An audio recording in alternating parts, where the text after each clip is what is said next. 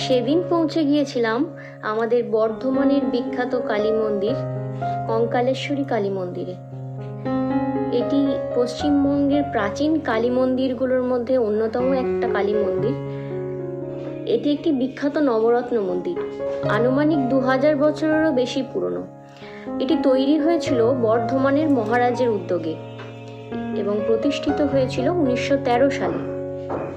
যখন দামোদরের বন্যায় এলাকাটি জলমগ্ন, তখন সেই বন্যার জল নামতেই দামোদরের গর্ভ থেকে একটি কোষ্ঠী পাথরের মূর্তি উদ্ধার করা হয় এবং সেটি প্রতিষ্ঠিত হয় আমাদের এই কাঞ্চননগরের কালী মন্দিরে। মূর্তিটিকে দেখলেই আপনারা বুঝতে পারবেন যে মায়ের এই রকম নামকরণের কারণ কি। এখানে মায়ের শরীরের সমস্ত শিরা ধমনীর স্পষ্ট দৃশ্য।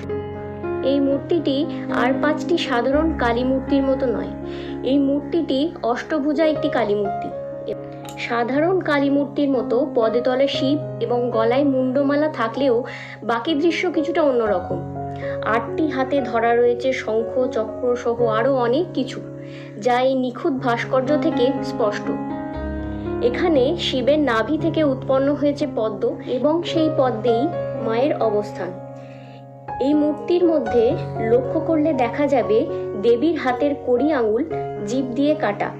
এই সমস্ত কারণের জন্য এই মায়ের মূর্তির নাম দেওয়া হয়েছে কঙ্কালেশ্বরী কালী। প্রতি বছর কালী পুজোর দিনে বহু ভক্তের আগমন হয় এবং ভোগ বিতরণেরও ব্যবস্থা থাকে। মায়ের এই ভূমি কাঞ্চননগর খুব সুসজ্জিত।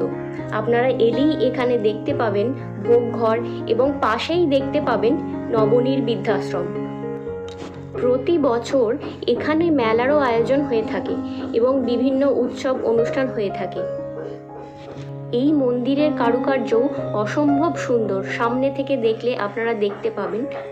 এবং মন্দিরের পাশেই রয়েছে একটি সুসজ্জিত জলাশয়, যেখানে আপনারা বসে সময় কাটাতে পারবেন। মন্দির প্রবেশের মুখে এই যে গেটটি দেখতে পাচ্ছেন, এটিও খুব সুন্দরভাবে করা হয়েছে। যারা এখনো পর্যন্ত মন্দির দর্শন করেননি, তারা অবশ্যই আসুন, মন্দির দর্শন করুন, মায়ের দর্শন করুন। আশা করি খুব ভালো লাগবে। আজ এই পর্যন্তই রইল। আবার দেখা হবে অন্য কোনো জায়গায় অন্য কোনো ব্লগ ভিডিও নিয়ে। টাটা।